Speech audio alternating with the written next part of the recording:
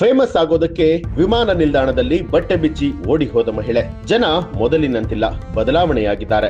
Famous ಆಗೋದಕ್ಕೆ ಏನ್ ಬೇಕಾದ್ರೂ ಮಾಡ್ತಾರೆ.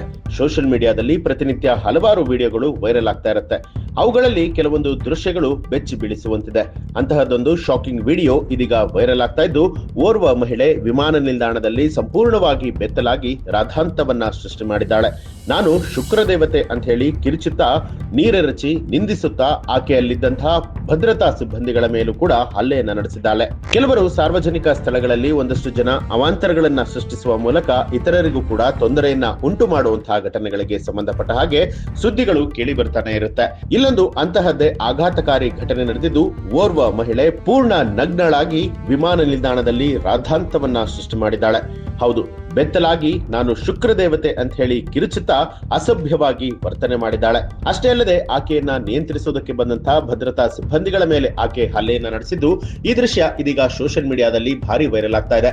ಅಮೆರಿಕಾದ ಟೆಕ್ಸಾಸ್ ನಲ್ಲಿರುವಂತಹ ಡಲ್ಲಾಸ್ ಫೋರ್ಟ್ ವರ್ತ್ ಅಂತಾರಾಷ್ಟ್ರೀಯ ವಿಮಾನ ನಿಲ್ದಾಣದಲ್ಲಿ ಈ ಘಟನೆ ನಡೆದಿದ್ದು, ಬಟ್ಟೆ ಬಿಚ್ಚಿ ಬೆತ್ತಲಾದ ಮಹಿಳೆ ಹಿಂಸಾತ್ಮಕವಾಗಿ ವರ್ತನೆಯನ್ನ ಮಾಡ್ತಿದ್ದಾಳೆ. ಇನ್ನು ಪೊಲೀಸ್ ವಿಚಾರಣೆಯ ಸಮಯದಲ್ಲಿ ಪಾಲ್ಮಾ ಮಾನಸಿಕವಾಗಿ ಕುಸಿತಿದ್ದ ನಾನು ಆ ದಿನ ಔಷಧಿಗಳನ್ನ ತೆಗೆದುಕೊಂಡಿರಲಿಲ್ಲ, ಹಾಗಾಗಿ ಈ ರೀತಿ ವರ್ತನೆ ಮಾಡಿದ್ದೇನೆ ಅಂತ ಹೇಳಿ ಹೇಳ್ಕೊಂಡಿದ್ದಾಳೆ. ಕಾನ್ವಾಲ್ಜಿತ್ ಅರೋರಾ ಹೆಸರಿನ ಎಕ್ಸ್ ಖಾತೆಯಲ್ಲಿ ಹಂಚಿಕೊಳ್ಳಲಾದ ಈ ವಿಡಿಯೋದಲ್ಲಿ ಓರ್ವ ಮಹಿಳೆ ಬೆತ್ತಲಾಗಿ ಚೀರಾಡಿ ಕಿರುಚುತ್ತಾ, ನೀರೆರಚುತ್ತಾ ಭದ್ರತಾ ಸಿಬ್ಬಂದಿಗಳ ಮೇಲೆ ಹಲ್ಲೆ ನಡೆಸಿರುವಂತಹ ಆಘಾತಕಾರಿ ದೃಶ್ಯವನ್ನ ಕಾಣಬಹುದು.